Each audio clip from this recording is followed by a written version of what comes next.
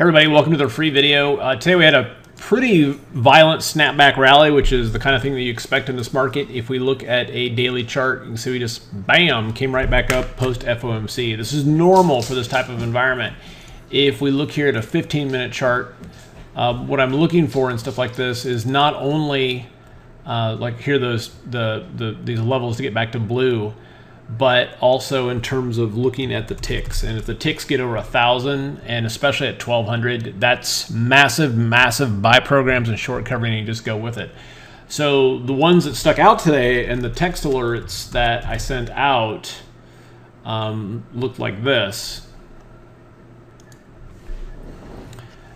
So these are the text alerts that I sent out today to our gold members at 11:12 a.m. Bought the October 160 calls on ALXN at 1160, and then at 105 bought the at the money calls, the 460s on Netflix at 105, and was just looking for a move into 466 just for kind of a day trade. So for ALXN, so here's the 160 calls here. So bought those at 1170. They closed at 1690. I want to keep that. I like that, and I'll show you the targets on that.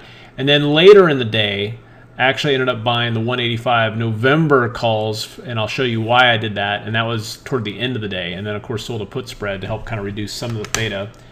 And then for Netflix, I took profits on 3/4 of it because it did slammed into that target. So what I did here is I left one of those are the 460 calls that I texted out, and then you can see that was a pretty nice one.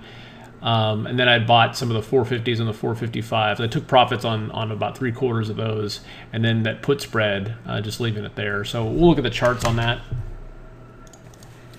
So from a 15-minute perspective, I was keeping an eye on ALXN here, and then when it crossed through here, what I like about it is that it's not that far off its recent highs. Okay, so that was good. And then for Netflix, kind of the same thing. It's not that far off its recent highs, and so when it broke out there, that's why I wanted to get it. And I was just looking for a move back up to this 466 level here, right? So retest resistance, but I wanted to keep some in case we break through tomorrow. But why something like that as opposed to maybe Amazon? Because Amazon had a good move too, but you can see Amazon just has a lot more baggage. It's been more of a steady downtrend. Especially if you look at let's come back here and look at a daily chart on Amazon. If I can type it in correctly, that would be a huge help.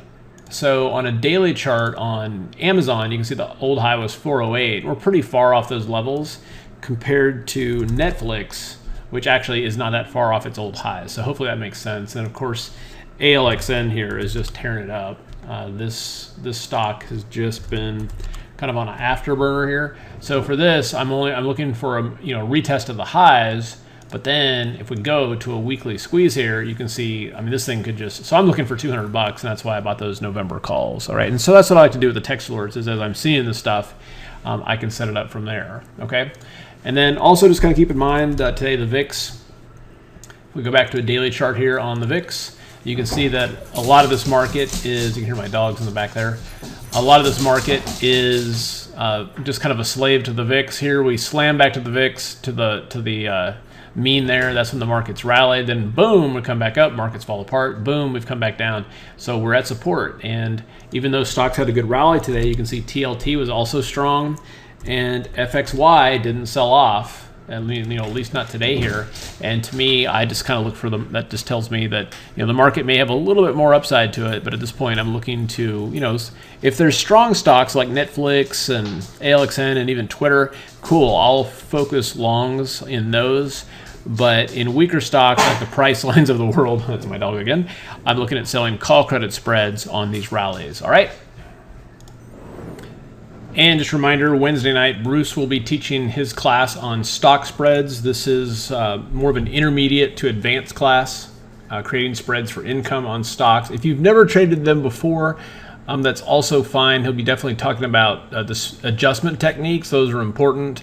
But just to be aware, it is not a beginner class. It's really meant to take you kind of to the next level. This will be Wednesday, 8 to 10 East Coast time, which is tonight. But if you're seeing this and you still want it and you're getting this video, you can still sign up at the bottom of this page and get the recording and for the $97 price. Okay, hope it helps. You guys have a good night. Again, that link is simpleroptions.com/stock spreads, and we'll see you at the next update.